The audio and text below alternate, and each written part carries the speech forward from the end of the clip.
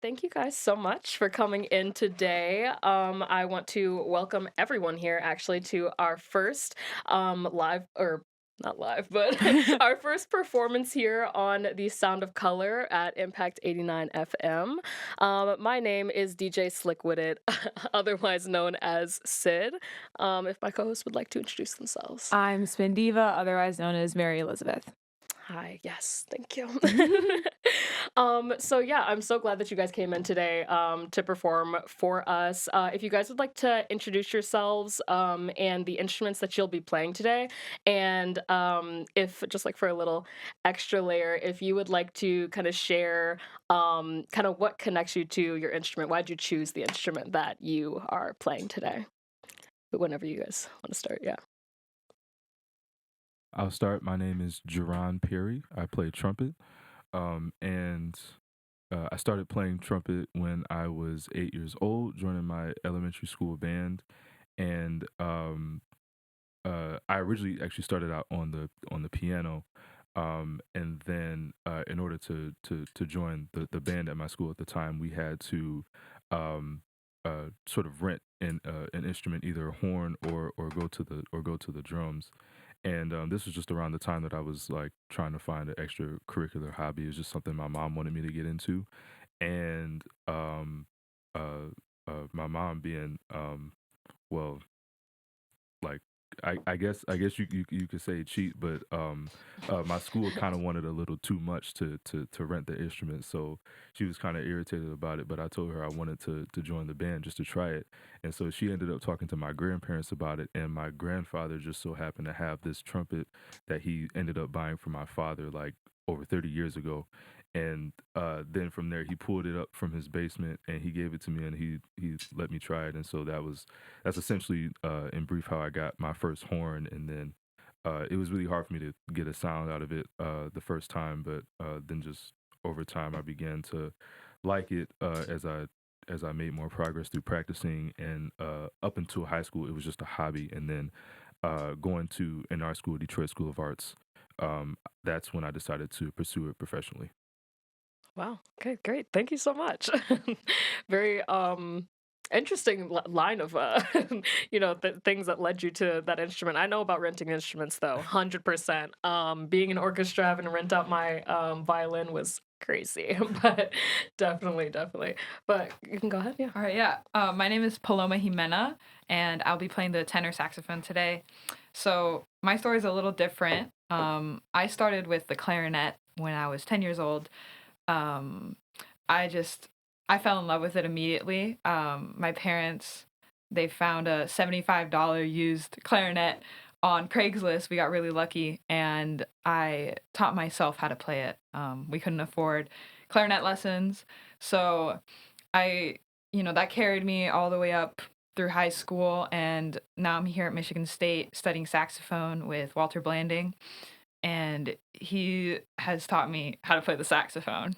So it's been great. I love this instrument. I feel like it has so many options and routes to express yourself. It's a very orally diverse instrument. With the woodwind, the reed, you can make all these crazy sounds. So I'm really grateful that I'm here and studying the instrument and finding my own voice. Amazing. Clarinet to saxophone. Okay, great. My name is Langston Kitchen. I play the contrabass. I went through, I think, 6 or 7 different instruments to get to this one. I started with I think it was, started with the violin, then guitar, piano, um, trumpet, drums, and then I started playing bass when I was 16. Um, and my grandfather played bass like back in the day in New York in different like bands. So I went to his house for spring break a couple years ago, and he let me play it. And I found it was like pretty easy for me to like I picked it up really quick. Like I could hear whatever was playing and be able to play it on the instrument, even though I didn't have the proper technique. Then I was in my school's jazz band, so I asked if I could try the upright, and then I taught myself over a couple months, and taking the lesson with a couple professors, and then I'm playing it now. And I feel like it's easy for me to express. I'm still learning how to get around on it, but it's easy for me to express whatever's in my head. And usually when I'm listening to music, I gravitate to the bass. So to me, it makes sense that I play the instrument. So Awesome. Thank you. My name is Joseph Fielder. I play drums. I started with percussion at 12 years old. After a few months of playing that, I switched to drums, and I was introduced lightly into jazz a few years later. And then I started delving deeper into my college years, and I'm still, trying to find my sound. And I'm starting to grow a connection with this whole genre. Yeah. Nice. Okay, well, thank you guys so much for sharing who you guys are a little bit. So now I guess we can get a little bit into just a question about the songs that you guys will be playing today, at least the first two. So if you could just tell us like what the first two songs you guys will be playing, and then if either of them are an original composition or stuff like that. Okay, so we'll be starting with a blues entitled Take the Coltrane, and then we'll be moving to a Joe Henderson composition entitled Serenity. Okay. Well, whenever you guys are ready, you guys can go ahead.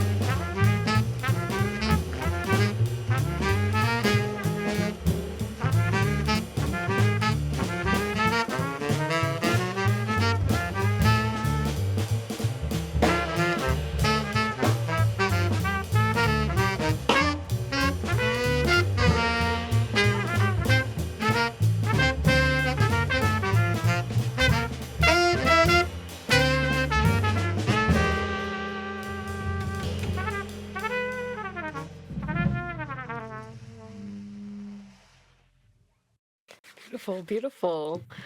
Wow, that was an amazing song. And you said that was Take the Coltrane, correct? Yes. Okay, thank you. Well, then, if you guys want to get right into our second song here, and then we'll move right into our next form of questions. And you said it was Serenity, correct? Serenity by Joe Henderson. Yes. By Joe Henderson. Okay, thank you. Go ahead whenever you guys are ready.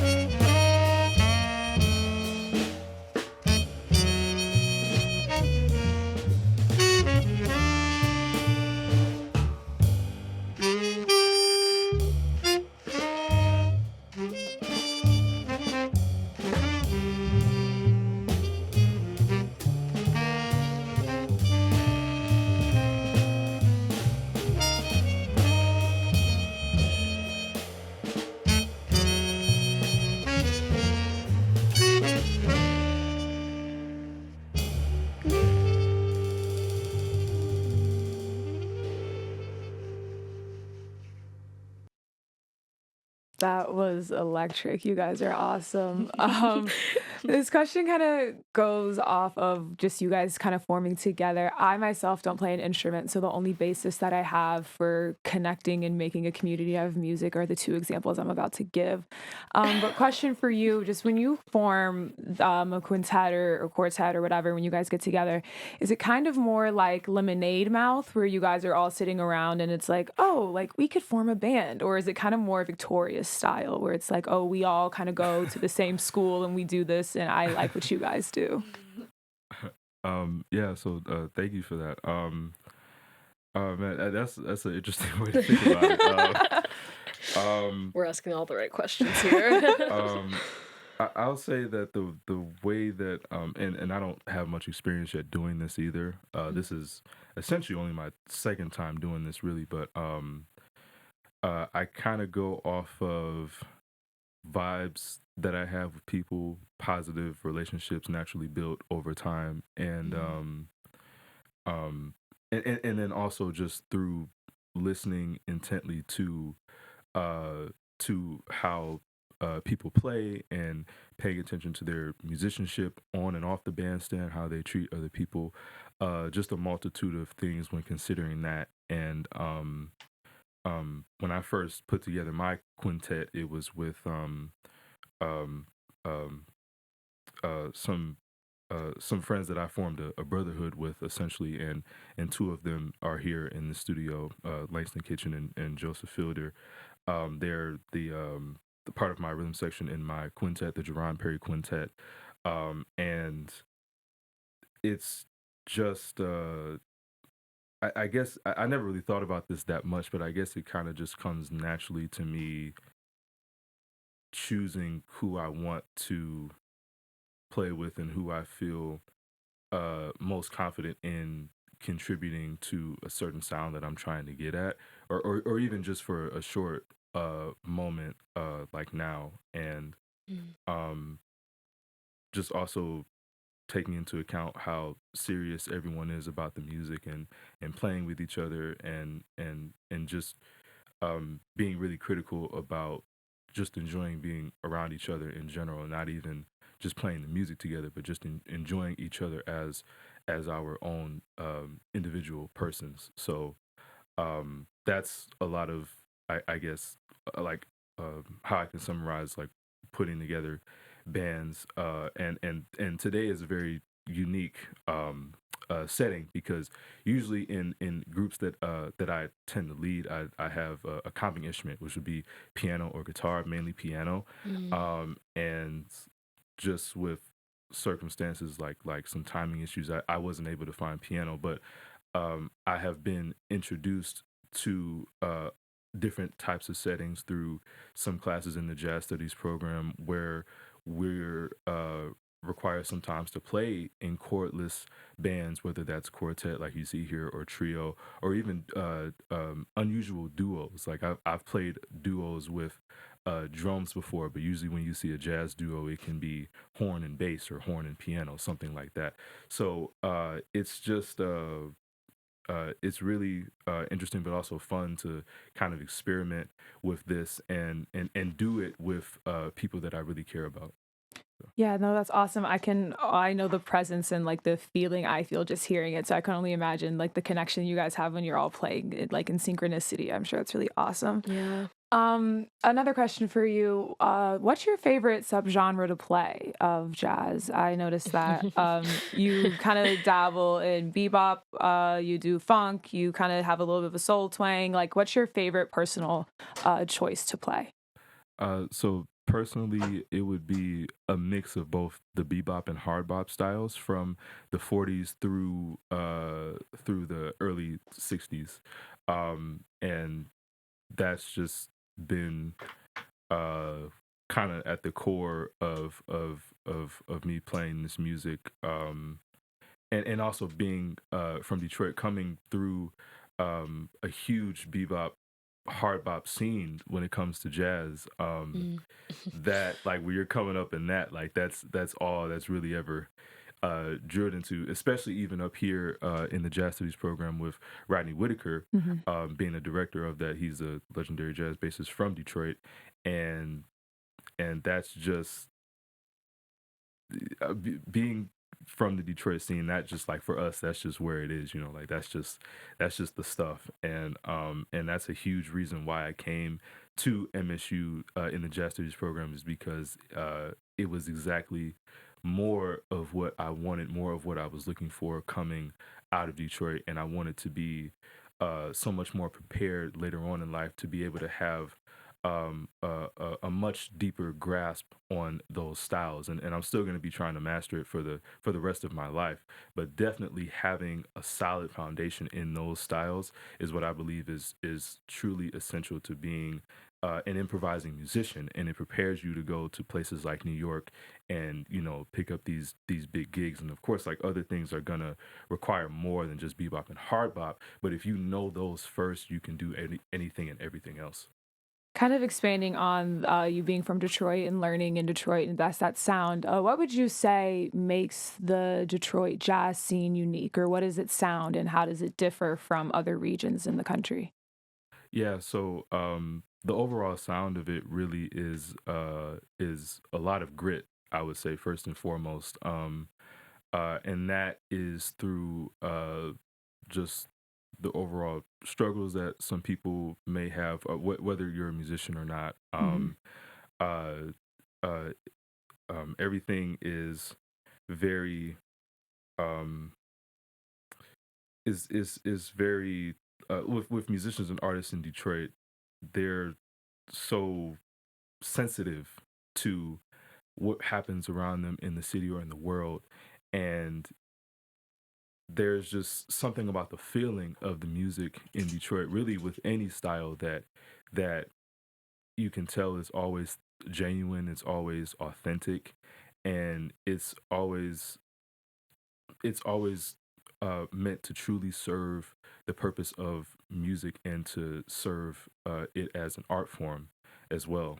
And there's just musicians upon musicians that I can name that have contributed to that, and there's so much rooted in jazz musicians specifically in Detroit that ended up making things like Motown, and even us in here today. Some of our mentors are direct links to the greats such as Barry Harris. He was like the bebop teacher of Detroit, and Marcus Belgrave. Some of the people that we're studying with now are those direct links, and there's other remnants still around Detroit who were students of those people, such as the great Marion Hayton, another jazz bassist from Detroit as well. And just as I get older, is something that I learned to never take for granted. Being able to come up through that scene and really cherishing everyone else while they're still here, and just trying to soak up as much knowledge as possible. Yeah, that gratitude is beautiful to see. Whenever you're ready, you can start with your next songs. We'd like to move on with a tune by the great Dizzy Gillespie. This is entitled Woody and You.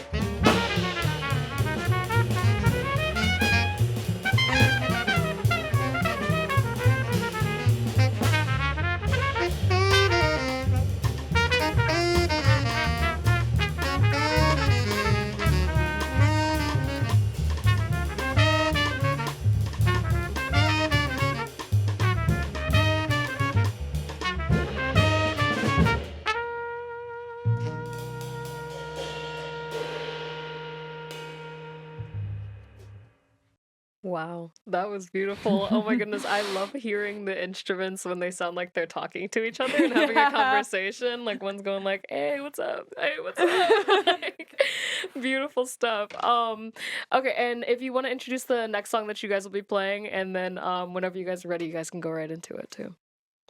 All right, well, this will be our final tune. This is called 12's It, composed by the great Ellis Marcellus. Awesome.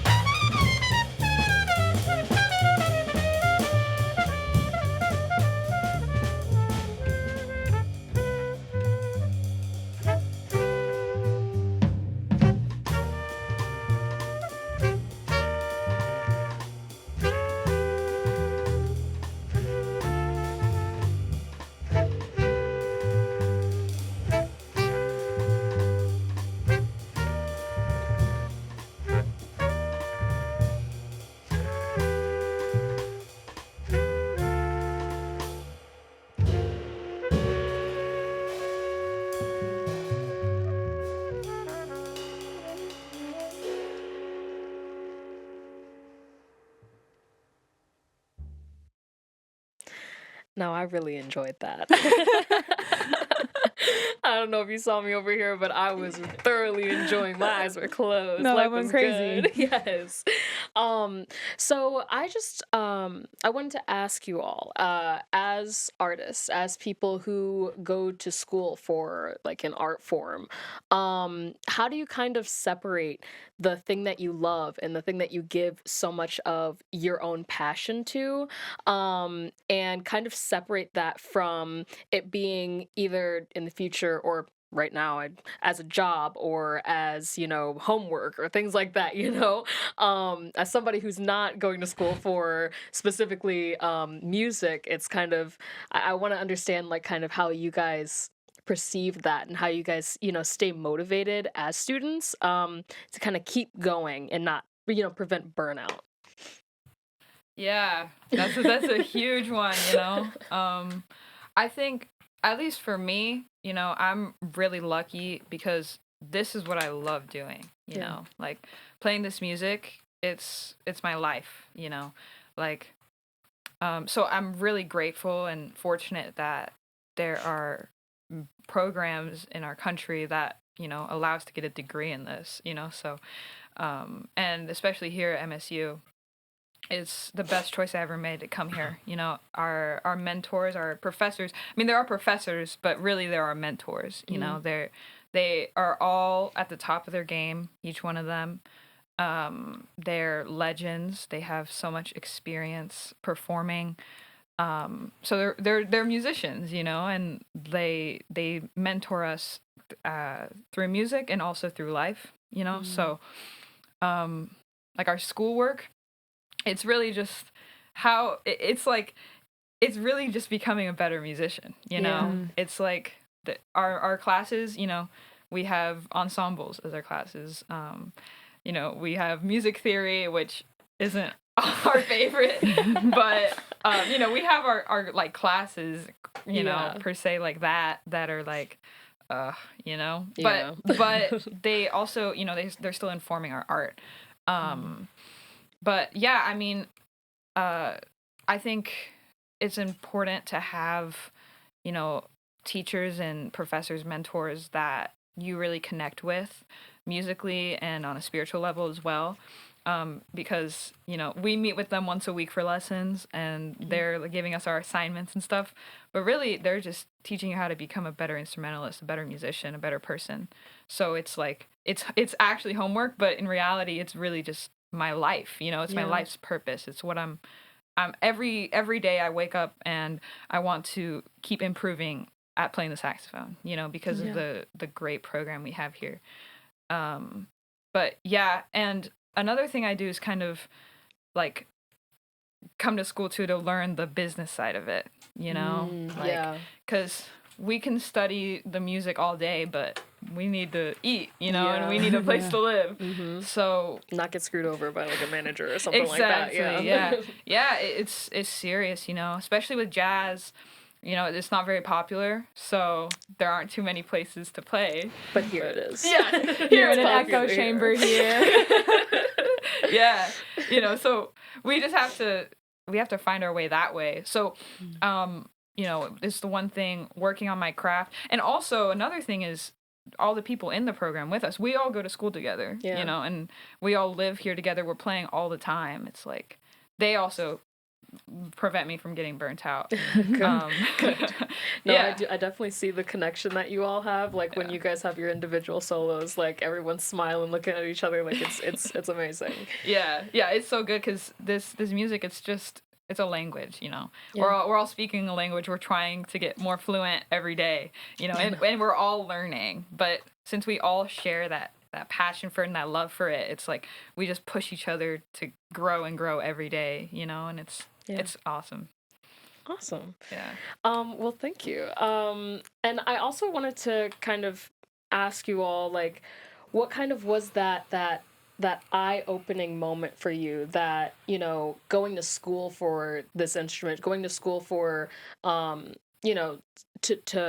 to make music and to make art in that way was the right trajectory kind of for you. I know that, like, I don't know. It's kind of like a big decision to be like, this is the thing. I'm going to do this right for 4 years straight, and that's it, or not. That's it. Hopefully continuing on after that. But what was kind of that catalyst for you all? You guys can all answer. Yeah. For me personally, I have an older cousin who's an alumni here. Mm. I just saw what he was doing, and it just looked really fun. I was like, oh, okay, I kind of want to go here. And even now, I'm trying to still figuring out, still finding myself, and still figuring out where I want to take this. Yeah. And it's been a really good experience. Beautiful. Yeah. For me, so kind of a long story, but when I'd always been playing music since I was 10, and back home I'm from Sacramento, California, and we have a pretty big jazz education system set up for schools. So I was really fortunate to have like those role models to look up to, in elementary, middle school, seeing the high schoolers, and they were so cool, so I wanted to do that. So I'd always been playing, but what really changed it for me was when I was 15, I suffered a pretty bad brain injury because of soccer. I was a goalie, so I got hit in the head too many times, and that took me out of soccer. I was planning to pursue soccer. I wanted to be a D1 goalie and do that whole thing. So that was sophomore year. And then I had to stop playing. So it was my first time, alone and not working 20 hours a week at soccer, So in that time, I spent a lot of time with my clarinet at the time. And I played the blues, I was in my room for hours, and I would literally play blues for hours, and I found the spirit, of the music. This music has a spirit. And I found it, and and through that love and that passion, I've just pursued it as much as I can, and I'm really fortunate. There's so many great mentors in jazz that are kind of all spread out throughout the country, and it's a really small world. But they're also giving, and they're cool, they're cool to look up to. So they've all inspired me immensely to pursue it, and it's like I feel like I have no other option, in a good way. Like It's like this is what I'm doing, So, yeah. Nice. Okay, thank you. For me, so since I was young, I was always I was kind of like two journeys. Music and becoming an engineer was like my dream. I wanted to build things, and I got good at it. Like over time, I went to a high school that had like magnets, and I was able to pursue it. I did like all the courses by the time I was like a sophomore/junior. I like passed everything. And at the same time, I was pursuing music, and I always had a good ear. Like I was able to play whatever I heard. Not many people always have that ability. So I learned very quickly from that. So when it got time to go to college, I had to pick between the two. Yeah. I applied to like 8 engineering schools and a couple of music schools, because I'm like, I'm going to be an engineer and a musician on the side. And I ended up, because also I was trying to also figure out which instrument is the right one for me, because for the longest I played trumpet. And when I got to this one, it kind of like spoke to me. And then also, I think I mentioned earlier, my grandfather was a musician, and he struggled as a musician, and he eventually became like a IT professional. So he had put music down.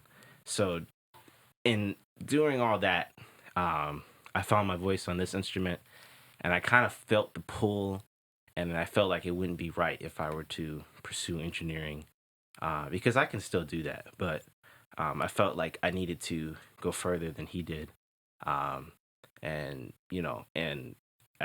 that's what really pushes me now. Of course, it's me, but continue the legacy of my family, because I was kind of discouraged. So I feel that's is what pushed me to get a degree in this and choose to go down this path. And I feel it's been the right choice. I've been very successful. I performed with almost all the professors, and they've all encouraged me, and it just, it's still clicking. Like sometimes I have regrets some days because music school is hard, but I feel I've made the right decision going down this path. So Wow. Thank you. I like how when you said music school is hard, you both nodded your heads and said, yeah. But yeah, if you want to go ahead.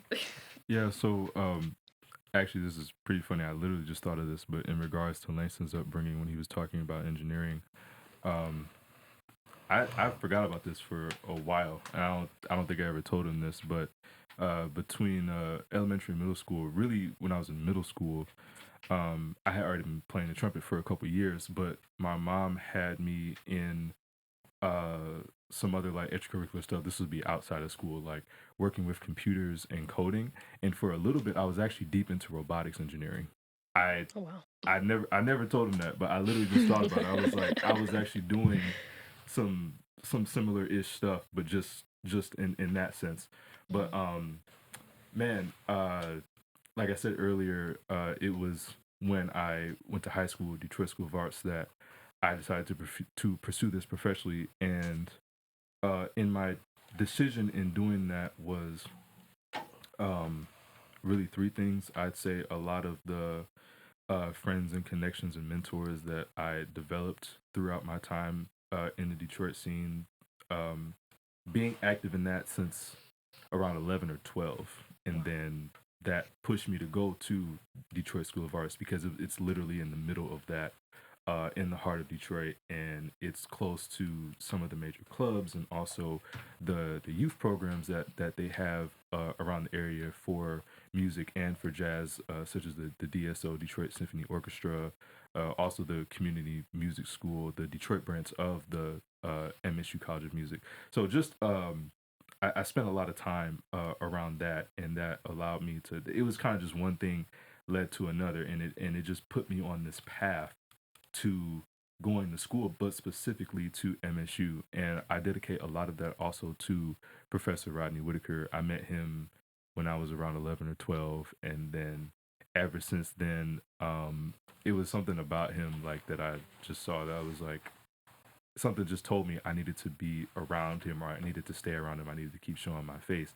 And just being in some of the programs like the DSO or for short CMS, the Community Music School, it just naturally allowed for that because he was once the artistic director of both of those programs, and he kind of really almost developed both of those programs from the ground up. So from there, I've met a lot of his students, and some of his students are my mentors. And from there, I was told at times that like as I got older in high school, I was told at times that I didn't need to go to school because I was so serious and because I was already like trying to play.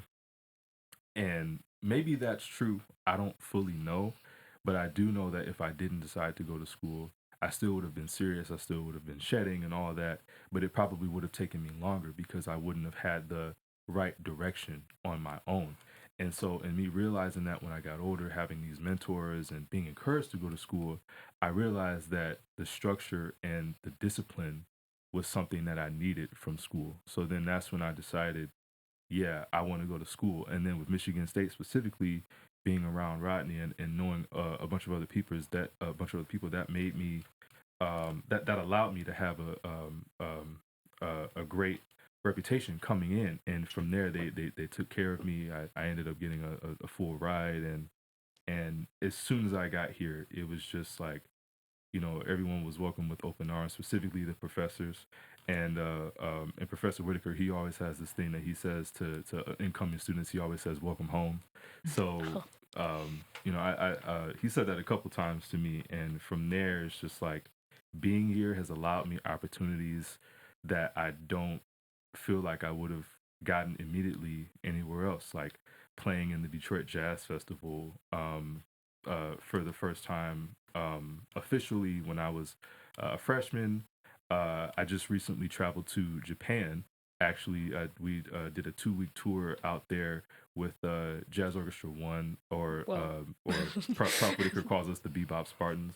So it's just stuff like that. Like I never would have imagined doing that, like traveling halfway across the world at 19. I mean, I'm 20 now, but that was actually around this time last year already. So it's just amazing to look back on, and it's even more incredible to know that I already have a year left. I'm a rising senior now, and it kind of went by, I think, maybe even a little faster than high school, because I'm just so busy all the time, like trying to practice, but then also working a lot with gigging. And it's just like, ever since I got here, my career has been like moving faster and faster nonstop. Like forming my own band for the first time, and playing a debut set at the Detroit Jazz Festival as a leader. Like amazing experiences like that I'll really never forget, and a lot of it comes from going to MSU. I know you kind of have already talked about some of the experiences that you've been given through the music College of Music. Sorry. Could you just kind of talk about what that means to you, or what some of those opportunities and resources that are available through, your professor and your mentors here, kind of like what those look like and what that means to you in terms of not only leaving a legacy of your work there and going on in your career, but also what it means to be a part of like the broader scene of the next generation of people who are great jazz musicians. Yeah, that's something that we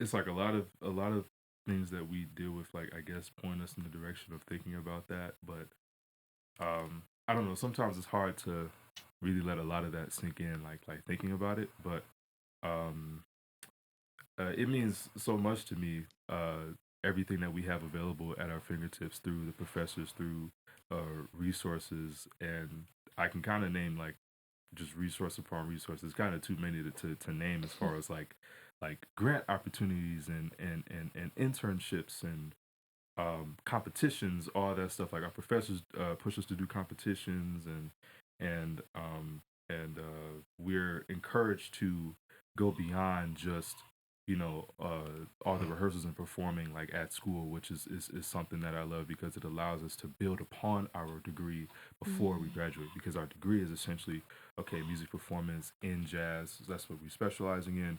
And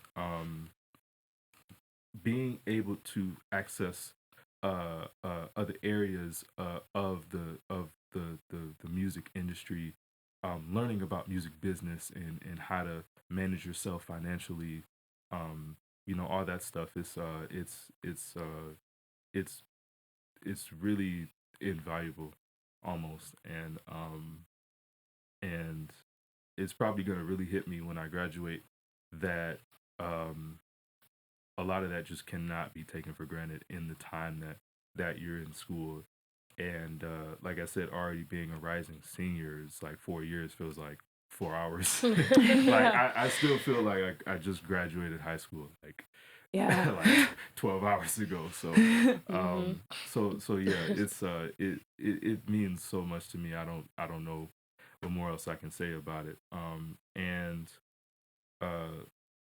also, it's a special place, because, again, what I was alluding to earlier with everyone being welcoming with opening arms, is that it's very community oriented, and a lot of the professors really push for that.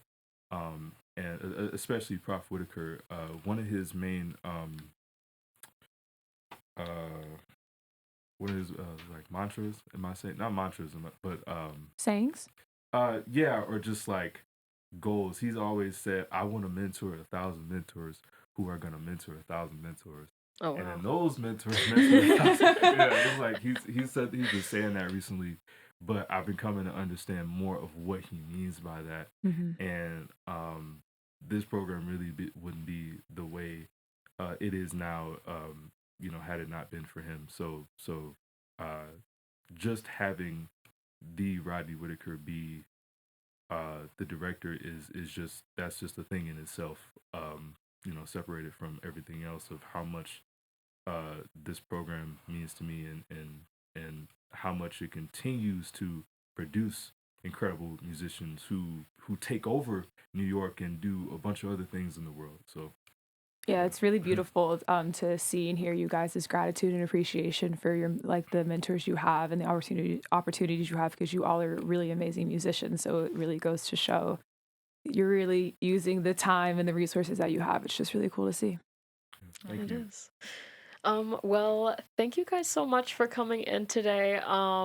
That's kind of all that we have. I do actually have one quick question as I see our audio guy going right back into the studio. I want, like when you guys are like practicing and like the conductor like stops like right in the middle and then everyone goes like, "Ah." Can I get one of those? Just a real quick one. We can cut it out if you guys don't want it in there, but I definitely want that. So you guys can go ahead and do that if you want. Just start off with whatever and then. Like, you want us to play something and then do it? Or... Yes. Okay. Yes, please. Okay. What you want to do? Should we do opera Rob or something? Sure. Or a different tune? It doesn't matter. It doesn't. Okay. He